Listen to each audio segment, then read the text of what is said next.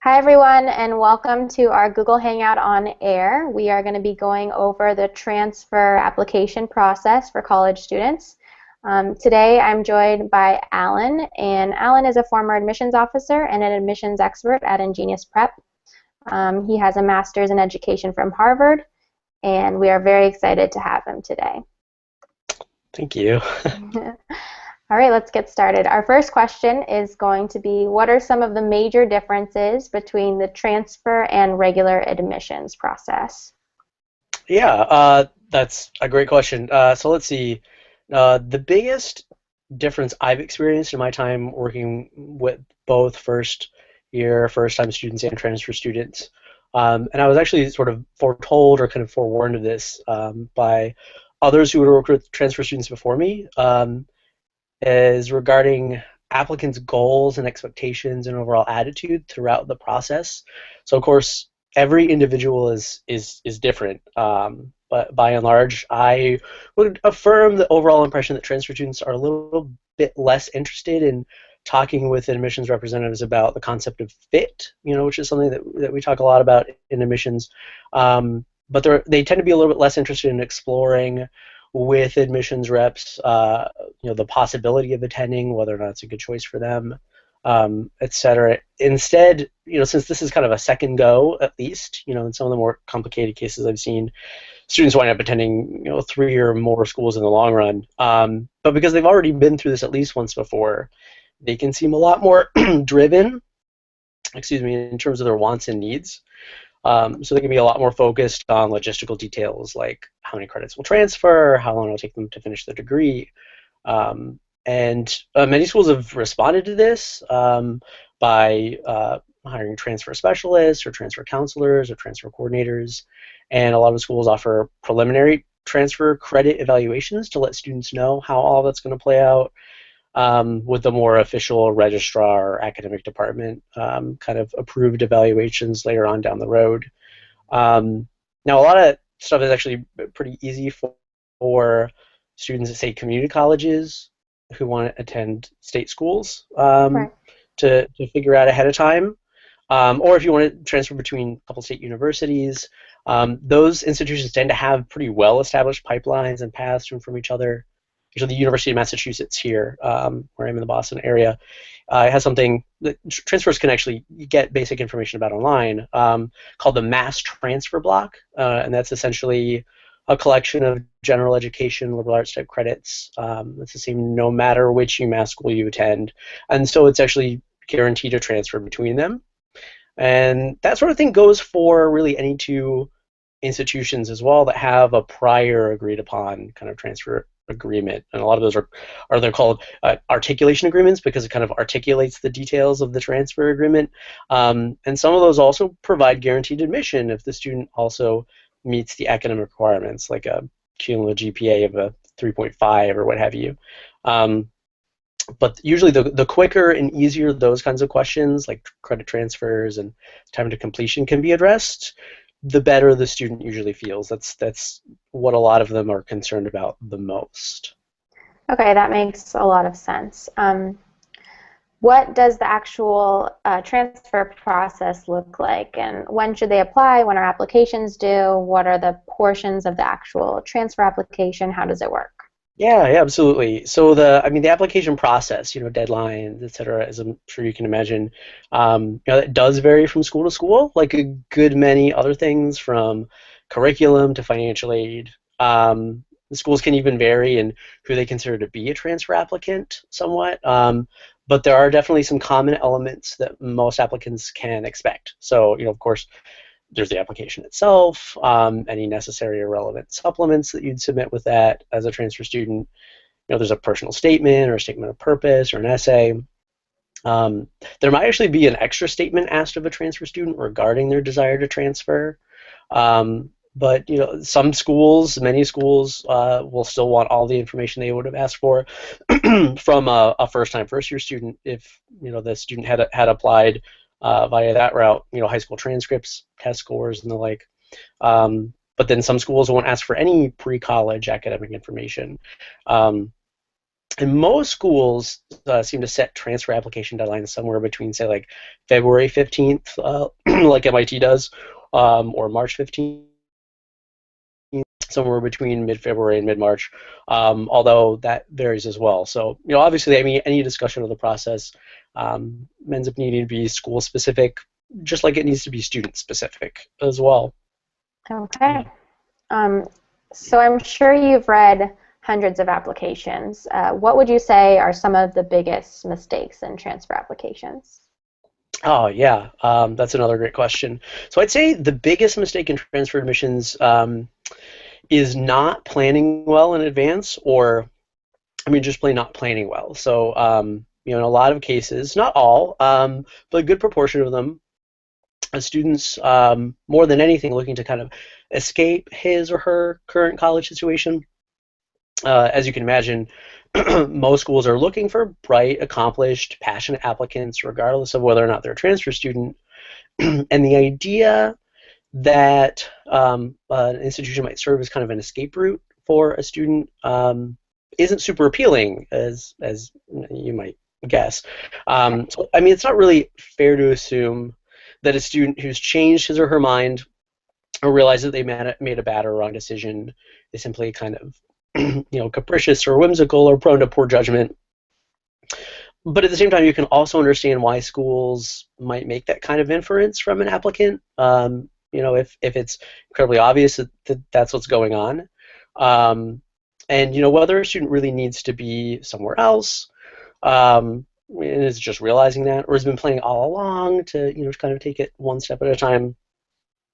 The narrative that they craft for themselves really needs to communicate the idea that they're an attractive, accomplished candidate for admission. So, good grades, a leader on campus, all of that. And sometimes that actually means sticking around and keeping your nose to the grindstone and making sure that your GPA is transfer worthy before you submit that application. Getting your story straight in your own mind so that you're consistent and consistently positive whenever you talk or write about your reasons for transferring. And all that means that you need to be doing well in your classes, especially if you're going to ask the professor for a recommendation to this new institution you want to attend. And you need to make sure that they're on the same page with you when you ask them for one. They need to corroborate that story. So really the worst thing that you can do is have a bad semester, decide to bail, and throw together an application in hopes of escape. So I mean, honestly, even if it works, and there's no guarantee that it will, it's not really how you want to go about making big life decisions like these. So I'd say that's probably the biggest mistake that people tend to make. Right. Running away from something doesn't seem like it would be a very smart idea. Yeah, and it doesn't make for a very good story. Definitely. Competing with lots of other applicants, yeah. Okay, so our next question is, so when you are preparing, what questions must be answered before even beginning the transfer application? How should the various portions of the application relate to one another? How should it work? Yeah, yeah. So right, like I mentioned earlier, a transfer student in particular needs to get that story straight. Everything about the application needs to back that story up. Ideally, they've been planning this for a long time. Maybe they're at, say, like Monroe County Community College in New York and want to transfer to get their bachelor's degree at Cornell or, like a State University of New York school, like in Binghamton or something. They live at home, save their money, get really good grades, maybe head up a student organization, and have this really winning application for transfer. Schools in particular love to see that a leader on campus is going to be attending their school. Right. So in that case, it's mostly what I mentioned earlier. How credits will transfer, how long it'll take to get the baccalaureate degree. Should I be at Monroe for 1 year or 2 years, etc. A lot of that gets answered well ahead of time. In some cases, the information is readily available. But also, I mean, that's already the plan. So you get down to what classes you're going to take and meet the requirements for your next school long before you apply to transfer. It's a lot harder when it isn't part of the plan. So Like if you come to Boston from Indiana and then realize that you'd rather be in school in Nashville or something, by the end of your first year. And in that case, the questions might go something like, why do I really want to transfer? Like, but no, really, why? That's an incredibly important question. Is it the culture? Does it have something to do with parents? Is there a boyfriend or a girlfriend somewhere else? And that's really the reason for wanting to transfer. Is it finances? How defined or ill-defined is it? Do you just feel homesick and kind of are you mistaking that for disillusionment? If the student asks those kinds of questions and still decides that transferring is really the way to go, um, you know, uh, that it becomes a question of, is your GPA good enough to transfer to an equally or potentially more selective school? That becomes pretty important. Um, I mean, did you let your GPA slip because you didn't like the school or the classes or the professors? That can be an issue.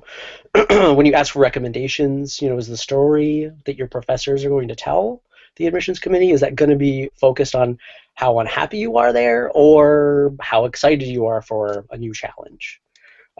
So you kind of have to ask yourself what you're doing now to make yourself a good candidate, and potentially what you need to start doing in order to reach that point. Right. So it seems like you really need to start building your candidacy for transfer ahead of Absolutely. time to, have the best application chances. Yeah. So how do you deal with the whole "why are you leaving your school" question? Like, what are some examples of good or bad answers?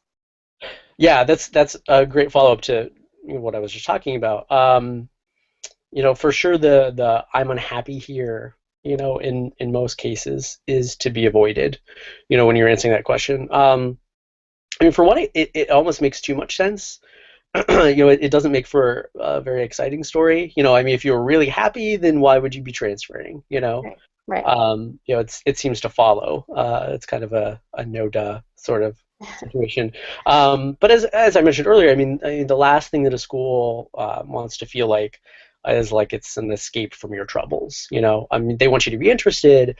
They want you to learn what they have to teach. They want you to get involved. They want you to, talk about changing the world, and not so much running from it, right? So, transfers especially need to focus on the idea of a new challenge, perhaps a bigger challenge, or the idea of having attended a couple of different schools in a couple of different places, and how that might give them a new diversity of perspective.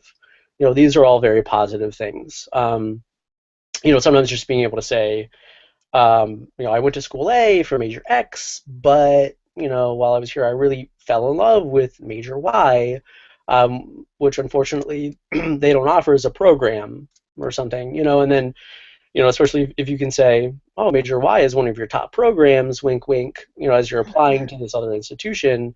And that's your biggest reason for applying. That can sound good as well. So those are things that you'd want to focus on. Um, and it should go without saying that you shouldn't want to that you wouldn't want to badmouth your current institution, but I've seen that happen as well. Whatever you do, I mean, students need to make sure that the story is believable for one thing, not like a thin veneer, like, oh, I'm transferring for such and such a reason, when really it's probably more about something like failing grades or something along those lines. I mean, we evaluate those transcripts, right? So we see what's going on. Um, in fact, one of my most memorable transfer applications was a situation like that, where an applicant offered a narrative that really didn't fit. So I followed up, and it turned out that he'd actually been less than genuine, in his application. And if I recall correctly, he didn't get in. So I mean, that's certainly something to avoid as well. Like I said, you've really got to plan this well. Right. That makes sense.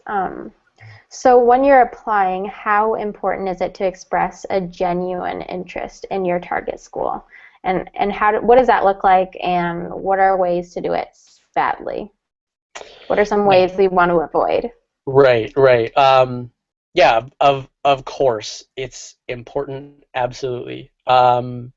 a transfer student or a first-time, first-year student, um, for one, should really only apply to schools that they're interested in, right? Otherwise it's kind of a waste of their time. It's a waste of their time. It's a waste of our time. It's a waste of an admissions officer's time. And it can take a lot of energy to feign interest, for one. So it's pretty inefficient.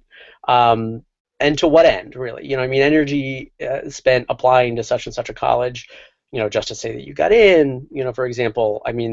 That could be spent doing any number of other more, dare I say, meaningful things in the world, from community service, which I really maintain is more than just another box to check off on your college application. So really sitting down and thinking hard about why you want to attend these schools that you want to attend, and how you're going to make that happen. That's time and energy well used. So genuine interest. It's tricky because even an applicant's heart tells him or her to call his or her admissions counselor every day. That can get pretty old. But certainly, just like with first-time, first-year students, reaching out and making connection is important. Whether it's on the phone and writing, visiting campus, even just saying hello to the school rep at like a local college fair or something. There's a lot you can do in theory, but that in particular, that connection building can speak volumes. Now, you don't need to attend the college fair wearing your favorite tattered old, BU sweatshirt when you go to talk to the Boston University rep at the college fair, or wearing Princeton colors or something. Depending on the rep, that can feel like a bit much. But making the drive back to your high school on a school night, just so that you can shake that person's hand and make sure that they can report back generally positive things about you. That just makes good sense. Absolutely. Right, that does make good sense. Thank you so much for sharing all of Yeah, your you're information and welcome. all of your knowledge. Yeah, thank you Um, for so letting me. thank you, everyone. If you want to watch more interviews with admissions experts, just subscribe to our YouTube channel, and we will have a lot more videos coming. Thank you, everyone. Thanks.